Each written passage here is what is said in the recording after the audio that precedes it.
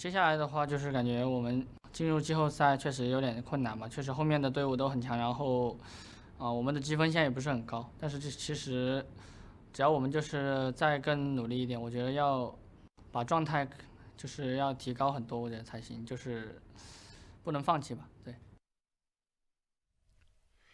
Well, Clement, it looks like they've honestly improved their performance quite a bit from the last time we saw them. Bringing in Clearlove in game number 2, that's sort of the instant kind of performance increase you like to see. It was so good to see Clearlove back on the Evelyn. I have to take you guys back to 2015, Game 5 against SKT. The very last pick, Clearlove takes out his Evelyn and wins China's first international big championship since the actual LPL started. So it really has been a pick that Clearlove has been well known for throughout the ages, but he's not picked out a lot. He really hasn't showcased a lot of those champion pools. A lot of the times he likes to play for the team, but when things really matter, when you get down to it, he still has that trusty Black Widow in the back of his pocket, and you can see in that team fight, one shots Jinjiao, no Pop Blossom, instantly kills BLG's hopes for advancing in this game. Well, BLG still have one game left to be fair, but it is a strong statement from EDG for them to be able to take down this team fight so convincingly. A lot of that and a lot of their early game momentum off the back of last game's MVP, Scout, who was able to set their team up so well early on. He was able to keep Kuro down in lane, which is something he didn't do as well the prior game, and it seemed to be a good component towards their success. Yeah, I think Scout did a lot of work in terms of getting the damage down and that triple kill at the end of the team fight, making sure that BLG could not hide away with the remaining members, I think is the main reason that he did pick up this MVP. And I want to see if he can continue to punish Kuro in the matchup so far. BLG, they have a very stock standards ban pick strategy. It's always going to be blue side. It's always going to be pick something that is safe for Kuro, either the Lissandra, LeBlanc, or the Zoe. That's their go-to champions, and it's really up to Scout to kind of crack that rotation in the champions. Does he have something that can punish it 1v1? Can he then take that lead into the jungle itself? Well, one of the things about pick ban we were talking about over the break was that Meiko's Tahm Kench, actually insane. Yeah, I don't think you want to let Meiko's Tahm Kench out again. It creates too many global plays for EDG. You could see in both games of that series, he was able to get the Drake first and then transition that advantage towards the top side, get a favorable mat advantage afterwards as well, and especially against champions like Zoe, who have a lot of single target crowd control, Devour is just too difficult to deal with. In those team fights, Tahm Kench was saving people, you know, every time it was off, every time Devour was off cooldown. It's just too hard to play against when you're someone like Kuro. Your champion pool does not work very well against it. They didn't have anything to take the Tahm Kench for a ride, as it were. You don't have the Gragas, you know, you don't have anything that can get the pull back onto the Tahm Kench and stop both people. Instead, it was the Sleepy Trouble Bubble, easily interruptible by the Tahm Kench Devour, as you were saying. So this time, want to see that taken away, but more than that, you were talking about how you don't like Bilibili's strategy so far and how it's so one-dimensional. I have to say, I almost never sing the praises of an EDG draft. They're one of the least creative teams. They play within their own style, and they always stick to that one style. But this time around, they've made suitable changes in order to counter out BLG's front-to-back teamfight composition. And for BLG, what they've learned from this series is that, number one, we can actually match EDG earlier on. Even though our solo laners, I don't think hold the same weight, it's still fine. They'll lose a bit of CS, it won't snowball, it's fine. But we can't run the same composition. So what I would like to see BLG move towards is a better late game scaling composition. Something like the Kai'Sa or the Ezreal, I think suits them better than the Neeko that locks them into a very obvious combo. Yeah, the Neeko, one of the things we were talking about, you know, everything revolved around it during the last pick ban. Talked about BLG's compositions, everything was creating space for the Neeko. Everything, on the other hand, was trying to take out the Neeko, make sure it got blown up. And they did that admirably on the side of EDG. So for BLG, having other threats, having other ways to play around your composition is going to be a massive boon for them, both in the pick ban and in the game itself. So I want to see that come out. And the EDG keeping very consistent on the bans, still banning out the Rek'Sai. Very happy to see that. We've talked many times about how high a priority Rek'Sai should have and how low it's fallen sometimes here in the LPL. And EDG will also take off the LeBlanc and the Lissandra. They don't want Kuro getting either, which means he's going to pick up the Zoe. So Scout still has his options wide open. It's either the Syndra pick or the Jace pick like we saw in Game 2.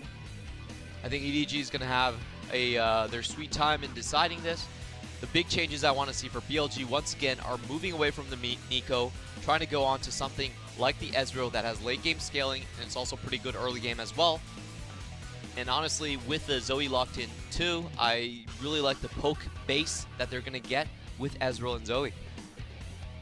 Well, EDG's first lock-in, I feel like, deserves a big womp-womp from us because that Tahm Kench is going to be on the table once again. But interestingly, they're also going to take up the Urgot. It has been nerfed here a little bit, but still playable. We've seen it once or twice here on 9.4.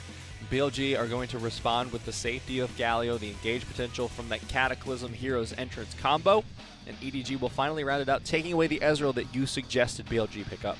Yeah, BLG, at least they're dropping the Nico. They're going for something that has a lot more early game potential, a lot more playmaking ability. If you can change the CC between the Galio and the Jarvan and the Zoe, you can instantly blow anyone up. They're going to have more say in the early game with these group of champions. And it also forces the early take from iBoy to go for the Ezreal. You don't really want to be playing against a Jarvan Galio on anything else. You need the safety, the protection of the Arcane Shift. So they're going to lock that one in. Now, I understand banning away the Evelynn and the Zac, because that makes sense. The Evelynn was really scary last game. They don't want to deal with that kind of PTSD. And I understand the idea of banning out 80 carries from EDG, but why those specific two? Oh, never mind. I don't care anymore. That's going to be the Karthus.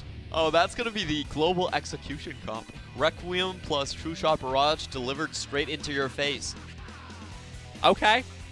Well, we were saying, you know, if he's not on Jarvan, he's going to be on something else that can farm. The jungle Karthus. The jungle Karthus, we've seen Ning play this to no success. Actually, Clearlove also played this before. And the thing about jungle Karthus is that if he gets snowballing early, it's impossible to stop. He does massive amounts of damage. He can continuously farm while aiding his lanes just with his global presence as well. You really need to shut him down early, and I wonder if BLG can actually do that. They're going to go for the Vayne this time, though. That's been a very stock standard counter in the LPL against the Ezreal. It's one of the few 80 carries where if you have the lead, you can chase him down. Oh boy, come on. Oh yeah, no. Here we go. Okay, well that's a composition coming out from EDG. And I literally cannot say much more about it because we have not seen Zed yet in the LPL. 2 games in a row, EDG breaking out some new compositions, some new strategies for us to see. Has anyone called for backline deletion? Because this is what EDG provides exactly. The amount of just kill one target potential is insane in this composition.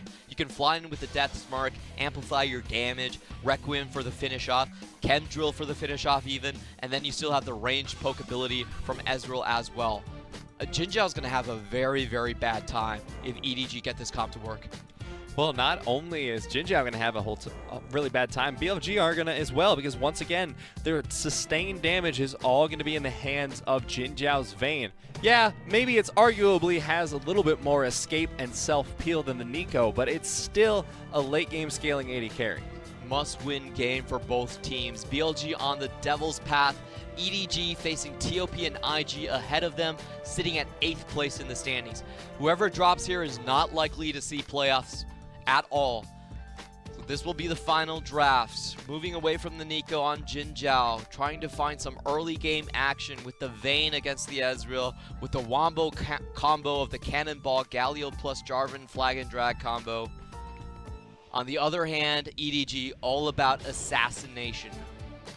If they put their mind to it, they can wipe any single target on the map. Zed has gotten a massive buff in terms of his mobility, and also doing more damage early game with those Razor Shurikens as well. Able to make a lot of plays here are EDG, and BLG just need to weather the storm and see if they're going to be able to make their way through the damage threat, through the execution potential of EDG. And whether they can or not is the question that will answer who wins Game 3 of BLG versus EDG.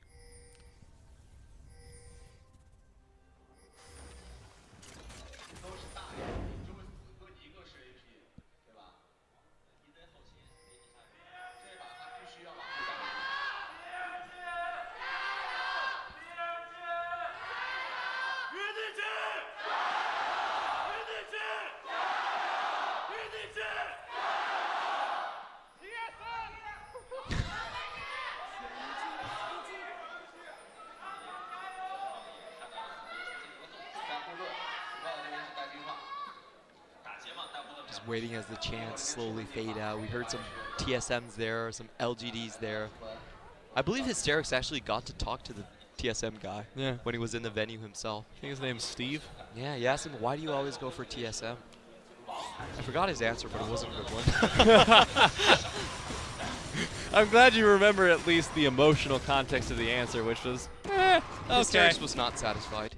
He says, you're in the LPL. Chat for one of these teams.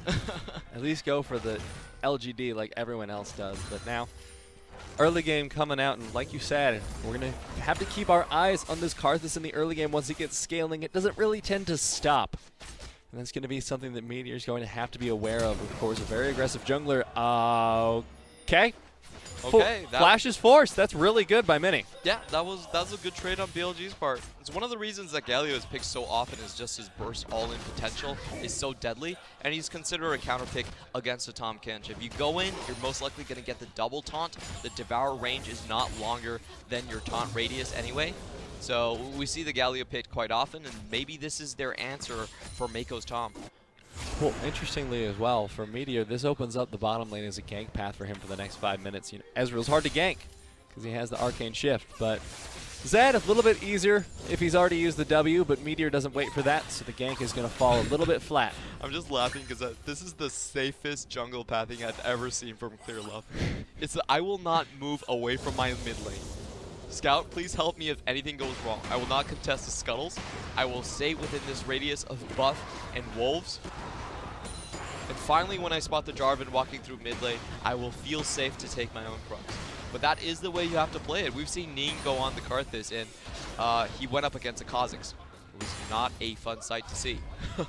No, I mean, Karthus is entirely immobile.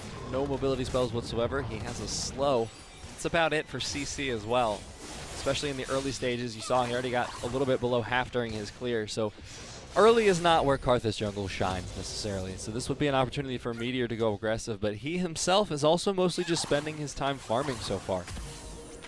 He's watching the lane between Scout and Kuro. Just to mention, Zed did get a slight buff to Razor Shuriken, but also had his extra damage from the Reaper of Shadows taken away from his death farm. So it actually evens out a bit in the later game. I think the biggest changes for him actually were just the additional mobility on Living Shadow. Cooldown was drastically reduced, now it's 20 seconds earlier on.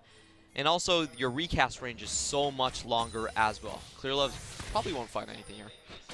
I certainly hope not with the wards from BLG, but Mini, all right, he's going to dodge out of that one. I was a little bit scared for him when he walked straight up into Karthus. Not going to have that problem. The taunt's available.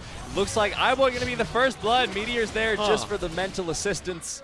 Going to be cheerleading on his bot lane, and that was uncharacteristically aggressive positioning from iBoy. You know what I think happened right there? What's that, Clement? Clearlove said, I'm going, and iBoy thought he said, I'm going in. That's the only explanation. That was a complete freebie from iBoy. I don't understand what he was doing. Seems to be a communication issue, certainly. Kuro getting poked out there in the middle lane. This is not a good lane early on for him. He's going to need to get some defensive items if he hopes to survive the level 6 all-in from Scout. The early cooldown on Living Shadow really allows you to trade so much more frequently. 2 seconds is a big thing for Zed. You can set up your double Razor Shurikens, get the slow that way as well from your E. So his trading potential is just very, very enhanced on 9.4. I've been banning him all the way in solo queue. It's just really annoying to deal with. And it's going to be the first time we see it in the LPL this split. Hype! Yeah. It's going to be it's already an interesting pickup coming in from Scout. It's definitely mechanically gifted enough to pilot the champion, and now that he's picked up his serrated Dirk, we might see a repeat of last game. This time, Kuro at least itemizing defensively early on. He has picked up the Seeker's arm guard, but Scout has so much kill pressure. He has the electrocute. Once he hits 6, Death Mark is going to be dangerous. And if Clearlove's also 6 at that point, it's a free Dark Harvest stack, potentially. Clearlove still trying to avoid Meteor across the map. Just spotted him in the bottom side. He's given over, this is, I believe, the 4th scuttle. He knows he can't contest any of it. But BLG might use this opportunity for a 4v2 play in towards the bottom. Scout is forced to venture out just a little, keep his bottom lane safe. They have to get something off this, because if Clearlove just scales up unabated, they're going to be having troubles in the mid and late stage of the game. So now, looking towards the bottom lane, they're not quite ready to commit yet. Meteor still looking towards that bottom side, but in the top lane, a little bit of a scrap going on up here. Good interrupt timing from Ray will stop the knockup from ADD, but the second one's going to land. Sleepy Trouble Bubble onto Scout, chunks him to half with the Paddle Star. And ADD getting chased down here in the top lane, but the slow will miss. Ultimate lands, flash in, a lot of damage. Auto. The ultimate stops the CC. Oh man, ADD with the outplay. Yeah, well done by ADD. Actually forces an extra flash away from Ray. He knew that the chains could not drag him back. And ADD is just the Scion Master. He's the first one to really start bringing it back after the Scion rework. Clement, I see a Ruby Crystal, and I see a Rejuve feed. This is going to be the 3rd Redemption Scion we've seen in this series. It's great for team fights. It's cost efficient if you're in a lane that just trades constantly. But I love how defeated you sound when you're explaining it. Look, I don't like it when support items find their way to other lanes. I never think it's a good thing for League of Legends.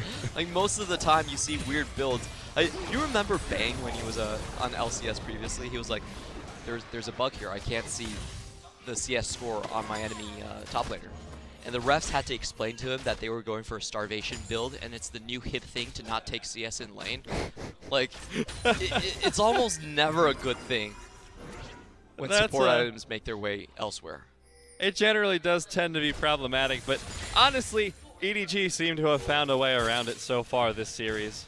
Last game was an example of what you can do to a Redemption first Scion. You can just kind of harass him, chain gank him. This time he seems to be doing much better in the lane, up by 9 CS at this point. And the mid lane as well, Kuro looking really strong in the laning position. Able to keep himself safe, and just a small note on his summoners, he is going for the barriers. We haven't seen a barrier mid in a long time, but this is the matchup that calls for it. Meteor has also been doing a very good job at keeping track of Clearlove. Look at that top side. There is no camp that Clearlove can go to without being spotted. That's true. However, what is he going to do to stop Clearlove? Because Clearlove's level 6, he's not lost any farm. He's still 51 farm to 57, so doing pretty well for himself.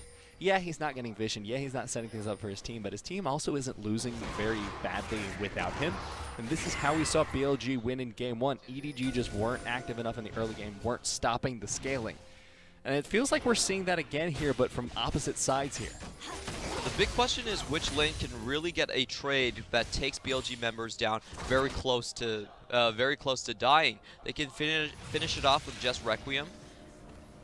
Looks like Clearlove is going to be finding his first victim in towards the top side. Already has his name written down in that book of his.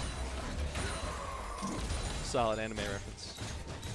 I should have just said Death Notes. That was my bad. Yeah, I mean everyone gets the reference, but like, I feel like the Death Note would have been more direct, but it made weebs feel good for a little bit. And I think that's a good thing that we've done with this cast. But now, feeling good. BLG as well. Meteor's done a good job, like you said, of clearing out the vision, establishing vision of his own. You just look at the river. That is a beautiful, beautiful ward line from BLG. But still haven't gotten a whole ton done with it. Other than Kuro, the dominating mid lead, which is pretty good. It's been putting a lot of pressure onto Scout, which means Scout doesn't feel confident going in for the 1v1, doesn't feel confident roaming as well. So Kuro having the time of his life here. And in bot lane, everything's exactly even, which means Jinjiao on this Vayne, sitting pretty. Yeah, he's very happy to be in this situation. BLG, I think once again, they will be able to set up a 1-3-1 comp. The laning phase is not going to hurt them at all whatsoever. I don't think Scout's going to be able to find a kill. They already have an Ocean Drake to their name in the laning phase, so really not enough damage should be able to be dealt to them unless ADD decides to stay for the fight here. EDG chunking him down to half there for Ray. He's not aware of the gank. He does have his ultimate available and flash if he wanted to go for a cheeky outplay. It doesn't look like he'll need to as Clearlove starts to back off. The Rift Herald's available, and EDG are pinging onto it. It's a bit of a weird true shot barrage coming in from iBoy. He actually missed the minion wave, so not really giving the priority to his mid lane either. ADD tries to charge in and break off the Herald take. Great move, and the rest of the BLG members do follow up just to deny that as well. It's the same play that EDG has ran 2 times in a row. Actually, this is the 3rd time after game 1 and game 2, so BLG well aware. BLG are playing incredibly well in this 3rd game. They're keeping their playoff hopes alive, and that is what we wanted to see from them. ADD doing incredibly well in the top lane, 20 CS lead. His mid lane not far behind with a 10. But most important is that Jinjiao, because he is going to be the sustained damage for this team. It looks like EDG, instead of trying to put pressure on the Vayne, have opted to put pressure into the top lane for this tower. They've lane swapped their bottom lane up. It's a pretty risky move from EDG, honestly. They're trading gold that BLG will have in their hands for gold that they need to earn in the future. And that's what they're doing with the Herald right now. They still need to have a pushing lane to really use that objective, and it's taking them a long time just to finish it off. Jinjiao is going to have a massive mid game. Well, if he's able to take down this tower as well, he's going to be even more massive than that. I don't think it'll be this wave, but if he can get the first tower plus the last turret plating there solo, that is a ton of gold in the pocket of the Vayne. Won't get it solo, but he still will pick it up and prevent the first tower from going down top lane for EDG. This is a massive gold lead open up on BLG's side. EDG just expended too many members to actually get this play down. And if you look at the difference, like the gold lead wasn't up to 3K before this. They had to shift the entire bottom side towards the top side. Even the top laner himself did not get farm from that lane. So a lot is invested here in breaking open the map, and they really need to cash out on this move by getting Scout involved. Scout needs to use that. Use these longer lanes to find his targets, or else I don't think this move is worthwhile. Well, Scout's been having a lot of trouble in the lane of his own, and roaming doesn't seem to have alleviated the issue. And now you look at ADD, he's been going for the Shy's favorite build on Sion, the Iceborne Gauntlet first. Does still look like he's going to be going for the Redemption later, potentially. I still want to think that's a Redemption, even if it's the Righteous Glory, just because I find that so fun. But it won't be. It'll be the Shy build. That's so much less fun. It's not about fun, it's about playoffs right now. Matt, get your head straight. You're right. Playoffs. You're right, Clement. Playoffs are the #1 goal for both of these teams here, and it's game 3, so it's time to get serious. Stop it with this support in the top lane stuff. We're just going to go for good, standard, off-meta Sion builds. Established by top laners. I honestly feel that build's fine if you're ahead. If you're constantly pushing in, it actually just allows you to split push. We've seen the Shy do this against Fnatic really, really hard, I would say. Just winning the matchup out. It was against Smeps. Urgot still won that quite easily. And Meteor dodging out that gank. Now, it's worth noting that Clearlove's been able to farm up, but Meteor's gotten a lot done for his team. He's gotten 2 dragons so far, the Ocean and the Cloud, and he's set up good map movement across the board. You know, they're up in gold by 2.2K. A lot of that was from Meteor's movements, a lot of him setting up for his team. Maybe they'll be setting up for a team fight here as well, as Kuro ghosts in, going to find the Sleepy Trouble bubble onto Clearlove, but he will have some safety there from Meiko's Tom Kench, if needed. It's not going to be used, so he'll still have that Devour if a fight breaks out. Jinjiao is incredibly powerful at this point in the game. They also have the Ocean Drake to continue this poke. They're going to set up Siege here. Bot lane's coming in as well. I want to see if EDG needs to react to the bot lane first. Looks like they're going to just try to hold it with a 3-man. They're starting up the 1-3-1, which is something that BLG do not have the capacity to counter. They just have ADD who can sit in the side lane. Because Zoe, oh, for now, actually, BLG have the 1-3-1. I honestly feel like BLG has the 1-3-1. They're gonna set. They can send support support and just Vayne for one of the side lanes. Nothing Scout can really do at this point. So EDG are the ones like seeding over map pressure. They're playing more defensively. They just want to scale up until a few more items. Probably the second item for Zed is what we were looking for. How significantly do they scale up though compared to BLG? Because like that's a Vayne. Yep. Vayne's one of the hardest scaling ADCs, and even on this patch, like just a 2-item power spike seems to be enough to get rolling at the very least. And she got a ton of gold solo in that bot lane. I would say it's not really about the champions scaling themselves, but more about the play style that they interact with. If Scout gets enough damage, he can pop Jinjiao through the final hour. Same thing with Clearlove. You can tumble around, you can be invisible, but you can't hide from the Requiem. That's the biggest problem about Karthus. So actually EDG, they're actually quite comfortable to scale infinitely if BLG allow them to. They have to stop it eventually. For the time being, BLG are still themselves scaling up pretty safely. They have the lead, granted only 1 kill. Once again, a slower game here from both teams, but it doesn't mean nothing has happened. A massive CS lead differential in the top, decent one in the mid, and still the 80 carries are even. Meteor gets engaged on. Oh, that was a good flag and drag. He should be safe. Didn't get himself out of that one, and all the while, like you said, bot lane can act as the 1 in the 1-3-1, but now in the bot lane, ADD in trouble, has the ultimate available, but doesn't need it, just dodges out away from Ray. Cool play coming in from ADD. Typically, we don't see Iceborne Gauntlet that much on Sion. A lot of players still favor either just going for the Righteous Glory or the Frozen Heart. Players like the Shy, they swear by it, think it's great in the matchup, you can push with it, but it's not for everyone. Just a small mention of that. Doesn't seem like ADD was winning the trade with it at the very least either, so maybe not getting as much worth out of it as ADD was expecting. Ray, on the other hand, doing quite well, being happy with himself, working towards the Righteous Glory second, Black Cleaver first. Fairly standard Urgot fare here. And Clearlove has finished his jungle item, so he's going to have plenty of mana sustain to keep power farming. These Drakes have been quite favorable for Edward Gaming. They feel no pressure to actually walk out of their turtle shell and try to contest BLG at this point. They're happy for them to get a Cloud Drake. It's fine. It's not really going to help with their scaling later on. And we have to remember the compositions from BLG and EDG. BLG pretty much have 1 solo carry, and EDG is filled to the brim with execution power. BLG gets the taunt onto Ray, but not going to be able to find a further fight. Kuro will end the Sleepy Trouble Bubble, but still nothing breaking out just yet. Jinjiao trying to steal away the blue buff on the side. BLG expending a lot of work to get this fight to go in.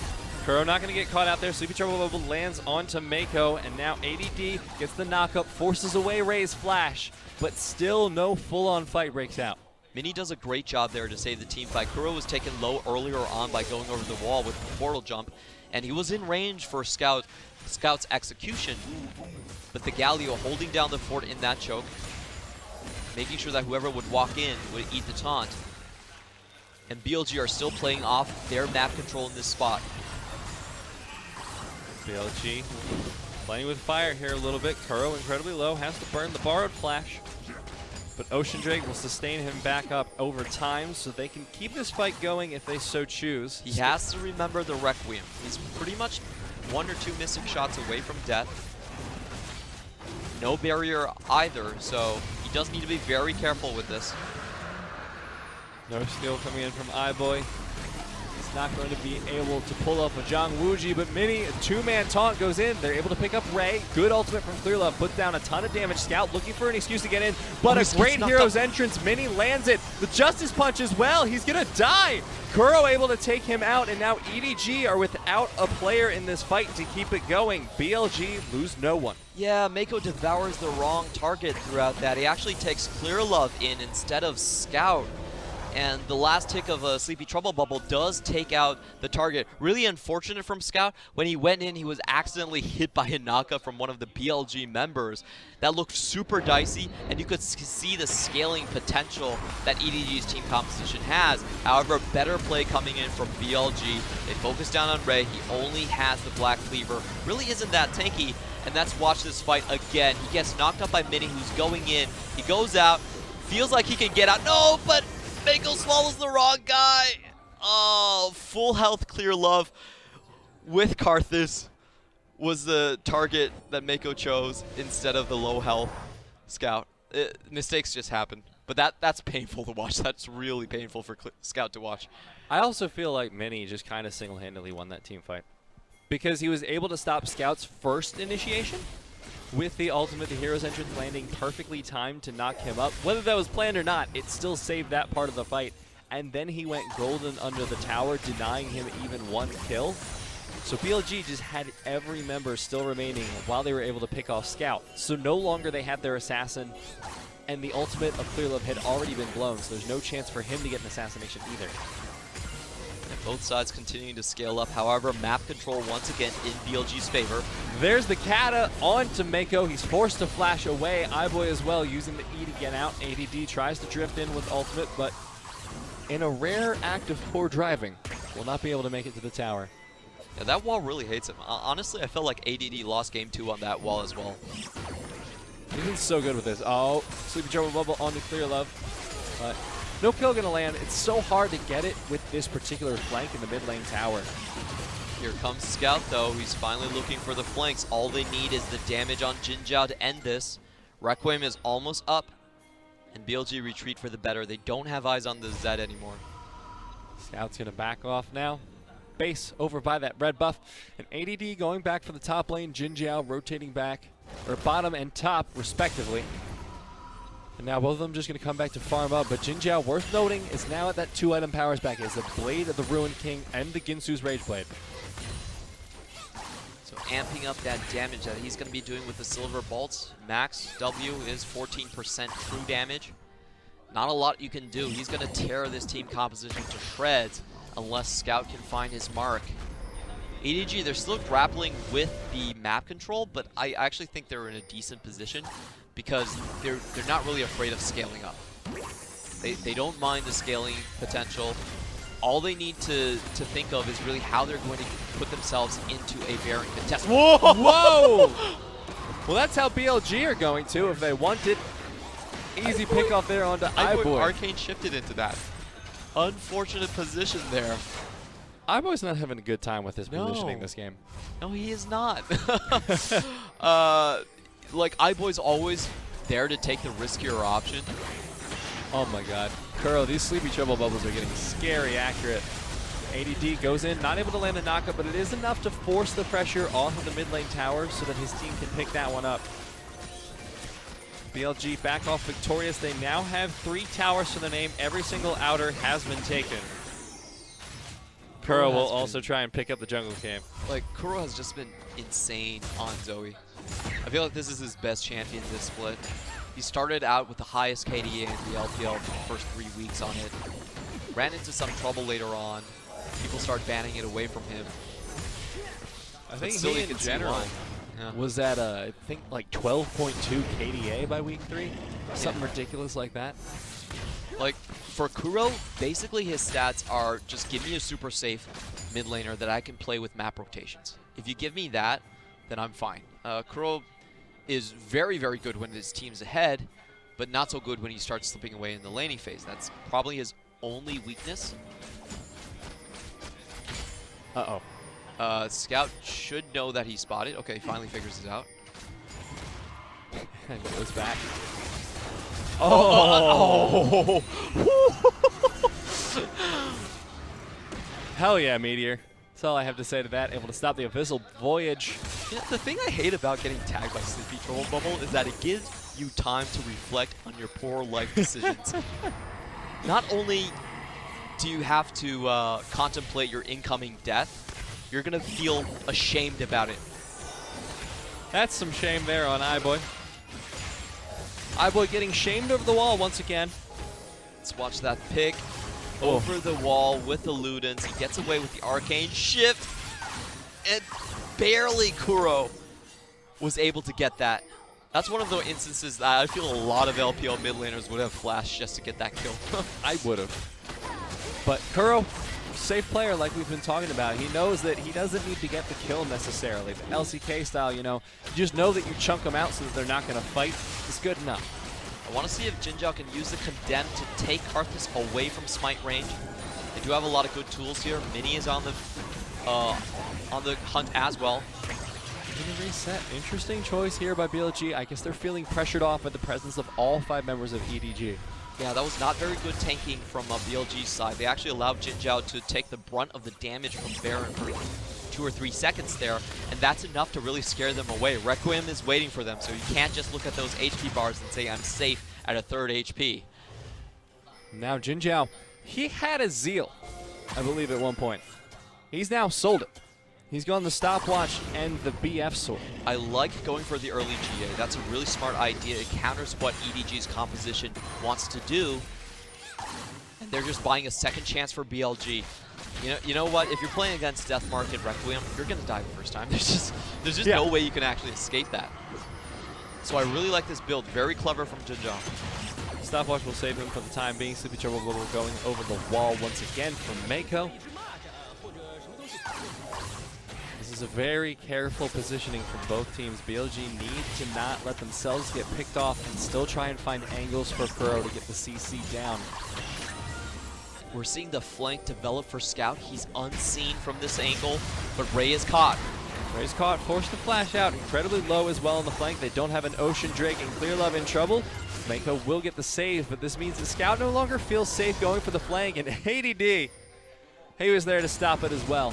Yeah, the one target Zed doesn't want to see in that situation. Give me Kuro, give me Jinjiao, but ADD now passing.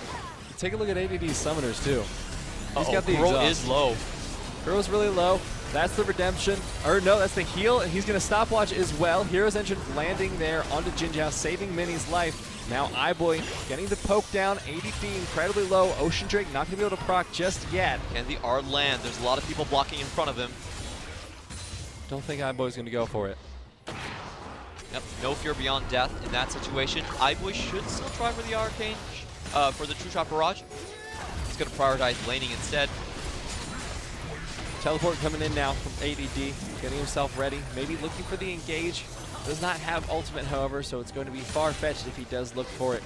Meteor trying to establish vision around the Baron, stopping EDG in their tracks, but Clearlove will do so much damage if they ever leave that objective alone. iBoy really showing his damage potential there. Kuro was chunked down to half before the fight even started, and maybe this time iBoy Arcane shifted in the right direction, wasn't caught up by the Sleepy Trouble Bubble, and he's starting to return that favor.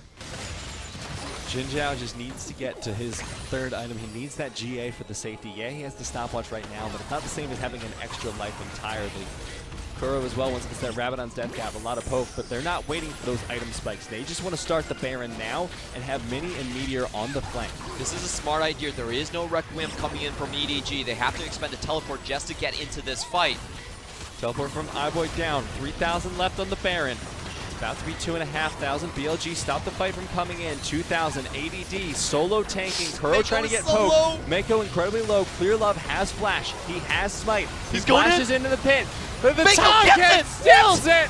The ultimate comes in as well. They need to wipe out EDG if they want to stop this Baron take. ADD's passive will try and get the damage down, but 3 members of EDG survive with the Baron buff stolen. BLG are in one hell of a tough position. Tongue Lash from downtown takes the Baron away between 2 junglers? Are you kidding me? Unfortunately not, Clement. This is not one of the reasons I said ban Tahm Kench, but it still makes a very good case. Yeah, that's another strong argument there. Righteous Glory, Ray just wants to force off from the tower. That's a ton of damage on Kuro. Oh my god, I can't believe Scout didn't flash that. That was insane. EQ combo coming over the wall from dark places in vision, and he doesn't try to even flash that. Maybe he didn't react to that, but that was really close to being a dead Scout. All right, let's just watch this again and see how Tahm Kench actually managed to steal it. I thought Tahm Kench was out of the fight. He actually took a paddle star to the face. He should be going away from the location. Clearlove's in front of him. He's counting it. He's going in at 1,500. Tongue Lash steals it. 55 health. Oh, man. 55 health, Clement. That's ridiculous. A lick to decide playoffs. That's a sentence I never want to hear again. I hope it's never relevant again because it conjures up unpleasant images of stolen Barons. We have had so many recently here in the LPL. That's just insane from Meiko. I'm telling you, he knows his champion inside and out. Like, Tahm Kench is just Meiko's bread and butter.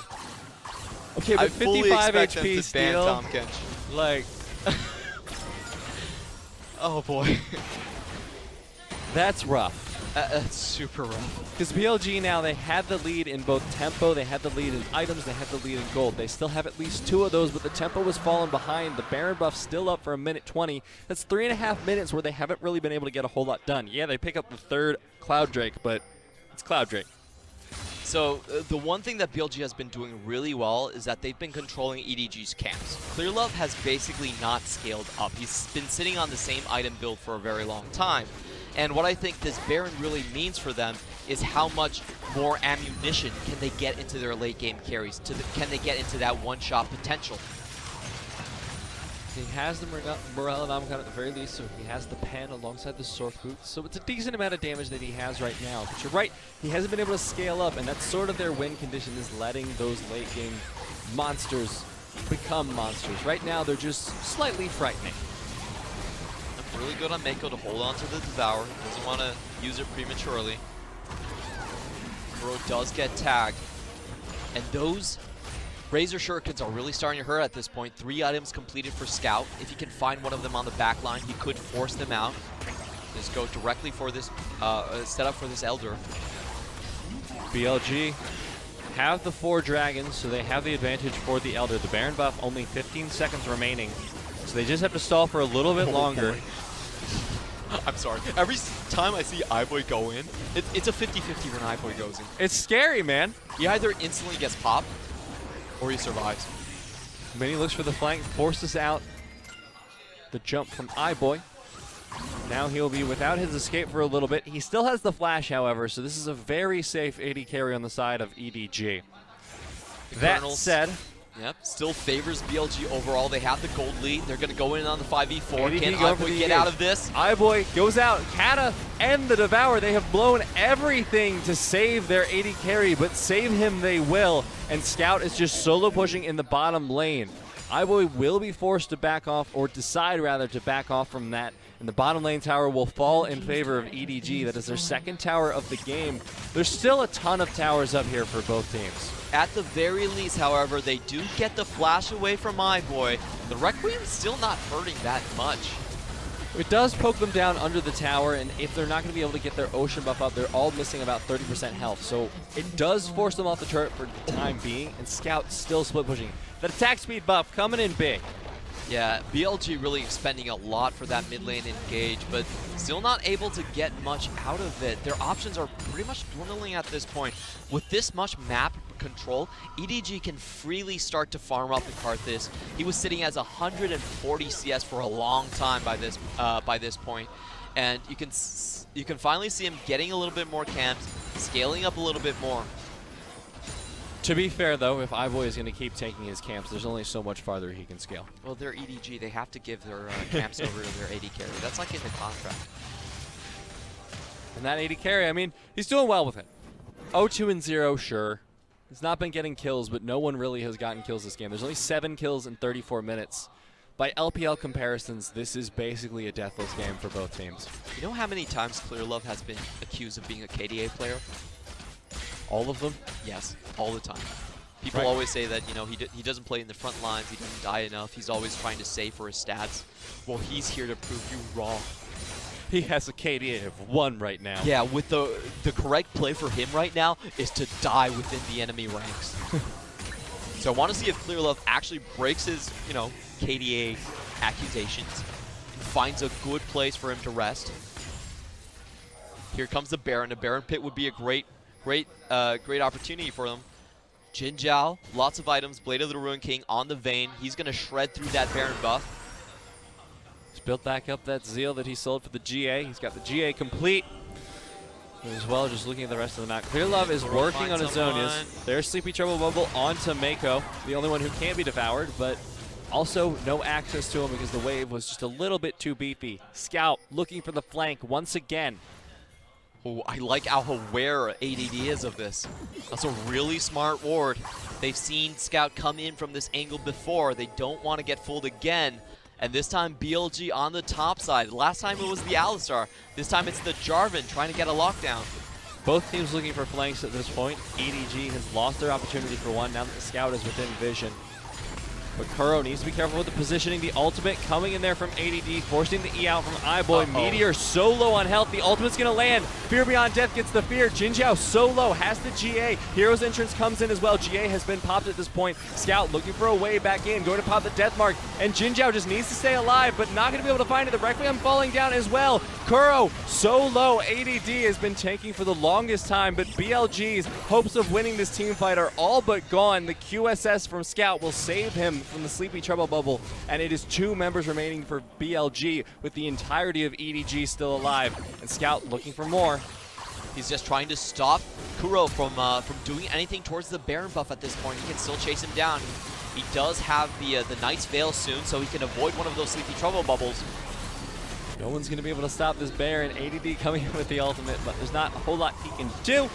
Just going to go towards those Krugs, and now EDG picking up the Baron, keeping their playoff hopes alive. And that was so unfortunate from Meteor. He came in from the top side of the gank. It was a good idea by ADD to break away EDG's compositions, make sure that iBoy was not going to get protection. But Meteor, he went in at really the wrong moment, gets stunned up instantly, and gives the Fear Beyond Death towards Ray. Ray is now just running rampant in the team fight, and the rest of the team is caught in a very bad position. Jinjiao comes out of GA, still can't survive the 1v1 versus Ezreal, and they all fall down. Now EDG have the Baron buff once again, this time of their own volition, not off the back of a cheeky tongue from Meiko. And they have 2 minutes 45 seconds remaining. BLG need to stop this Baron push. Their hopes for playoffs will start dwindling quickly. They're looking for the angle for the flank here on the side. Kuro not going to be able to find the sleepy trouble bubble, but not even going to throw it just yet. I would say there are a lot of good targets on BLG's side. They don't really have to focus for iBoy. I think taking down Ray would work good enough. They do land the sleepy trouble bubble. But this is the problem they've been having for most of this portion of the game, is they just don't have a way to follow up. Always a minion wave in the way, always a team in the way, never a clear angle for Kuro. Despite being 3-0-2, despite having so much AP, there is just nothing he can do to get towards that backline, to follow up on his ease. BLG needs the full protection of their front line for Jinjiao to do the maximum amount of damage, and they're going to be the aggressors in this one. I like the attempt. That's exactly how they should be fighting these team fights. Unfortunately for them, they don't find the target. ADD now not going to have his ultimate for the rest of this game. Clearlove looking towards this Elder Drake. They don't have any dragons, but might be a boon for them, able to take it a little bit quicker. EDG, they don't really have a lot of incentive to take this Elder Drake. It's like, of course, if you have an Elder Drake, it's still great, but they're not going to hard commit for it if BLG threaten them in any which way. It's more about goading BLG to break up their composition. BLG still want to play front to back in this situation. So if you can have someone that has to deal with Scout, it gives him a chance to then move in towards the mid lane. Uh-oh.